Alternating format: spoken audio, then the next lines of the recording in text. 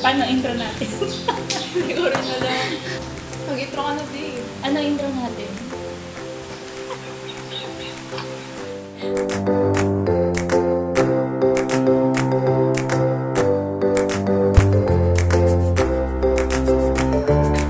So, wala muna tayo intro. Wala pa nga tayong pangalan eh. Kasi kayo mamaya na lang yung intro. Wait, paano ba? Kain? Question? Kain, gano'n. Ay, explain muna natin yung mechanics. Tapos, Ano ba yung mechanics? Ako di ko alam. di ba, ang mechanics natin, mag-iisip tayo ng pagkain na ayaw na isa't isa. Tapos ipapakain. Tapos, habang kinakain yun, tsaka tayo magbabasa ng question, tapos let's maubos. Ay, hindi, kahit half lang. Half lang. Kasi Sige, hindi okay. ko maubos yun eh. Sino maunang mag-present ng food? Jack Ba, and Jack and Paul. Ako. Wait lang, natatawa ako. Ito kasi kumakain yata siya pero hindi ka madalas. Hindi ako makain yan. Hindi talaga siya kumakain. Peach mango pie. Pero wait. Yun na yun nasa isip ko. Pero wait, nilagyan ko ng picture niya para mas since ayaw niya rin kainin yung nandito, nilagay ko din yung tao ngayon. Wait lang, ayun. What? So yun. Pakita. I-edit ko din.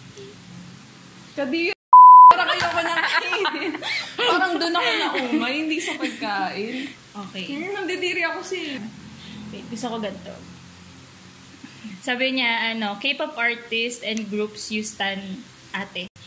Nauna ako maging K-pop fan bago siya. Nung high school pa lang. Tapos sila parang inaasar pa ako kasi ang genuine ang K-pop. Bakla daw, ganun. Tapos, ending, siya yung mas hardcore na, na fan. Ang ini-stan ko, EXO talaga. Before EXO,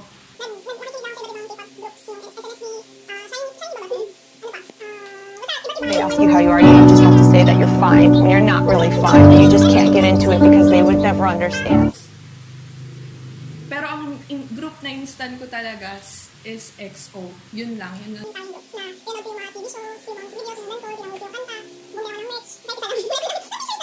Tapos, pero ang ultimate bias ko naman na girl, si Yuna, sa 4 Minute. Ang dami niyang sinabi. Oh, diba? So yun, una ko din sa kanya nakilala yung EXO. Ang ini-stand ko din, EXO. Nauna yung BTS, pero eventually parang naano ko sa EXO. Pero tingnan niyo yung room ko, tapos puro poster na EXO, gano'n. So yun. Yun nga, sinasabi niya, Jejemon kasi. Pero parang mas fan ka ng BTS. Hindi ko alam. Parang both siya. BTS siya ka EXO. So yun. Si alala rin yung heart ko dito Ano ba yan? Carbonara.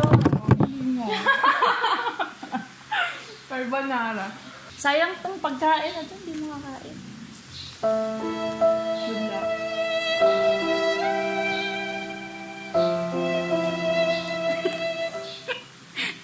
Literal lang nasusuka ako sa amoy.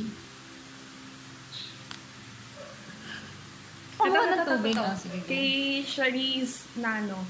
Nag-away na po ba kayong dalawa to the point na muntik na maging friendship over? If not, what's the weirdest thing na pinag-awayan nyo? Hehe. Wala pa eh. Di ba? Tatanong ko Wala. yun. Dapat nabasa ko yun kagabi.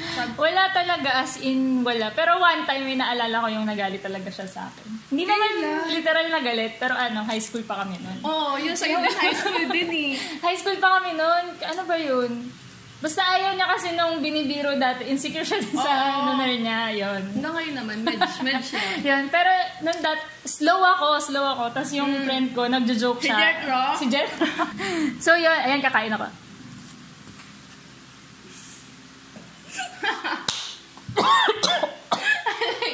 Iyak na yun. Iyak ka? Ang gano'n na lasa. So yun, hala? Umiiyak. Aleni. Sabi ni Aleni, baka 1 hour umiyak yan sa video nyo. Ayan. Ay, umiyak na nga siya. Basta yun, nag-joke si Jethro. Slow ako, tapos ang joke ni Jethro. ano daw yung pinakamalaking SM ba? Yung pinakamalaking SM. Tapos ako, natawa ako. Sabi niya, SM Mall of Asia. So, natawa lang ako. Hindi ko siya naisip. Parang nagalit ako siya. nagalit sa'yo. Kay Detro ako nagalit. Hindi mo ako pinahiram ng locker. Inuwi ko yung libro ko sa bahay. Ang dami ng libro na yun, tapos buhat-buhat ko pa uwi. Kasi galit siya. Hindi na ako pinapansin. Hindi mo ako pinapansin. Kaya ko siya kainin, pero ayoko. Ikaw, Ako, hindi ko talaga kaya. Wala akong maalala na nag-away kami. Pero yung galit, ay yung inis, ganun, nung high school. Kasi syempre mga bata pa, isip bata, kahit naman hanggang ngayon. Ang naalala kong nainis, ay nagalit talaga siya sa amin, yung, sa group hindi lang sa akin, Hala, nakalimutan ko yung reason. Ba't ka nagalit? Pero kinantahan ka namin nung lahat ng songs na nag-rhyme sa pangalan niya. Kinanta namin para lang matawa siya. Ayun, madali naman niya siyang utuin. Ba't nga ba? Hindi ko maalala kung ba't ka nainis na. Alam mo yun, yung umiiyak ka tapos bigla kang papatawaan. Oo. Kinakantahan namin siya ng... Lahat ng may kantang baby, papalitan na ng Ravy. Baby, you light up my world. Yun. Next. Ay, wait, nasa na yun? May gusto ko dito eh. Yung Eto, wait. Yung Farrah Princess Tan.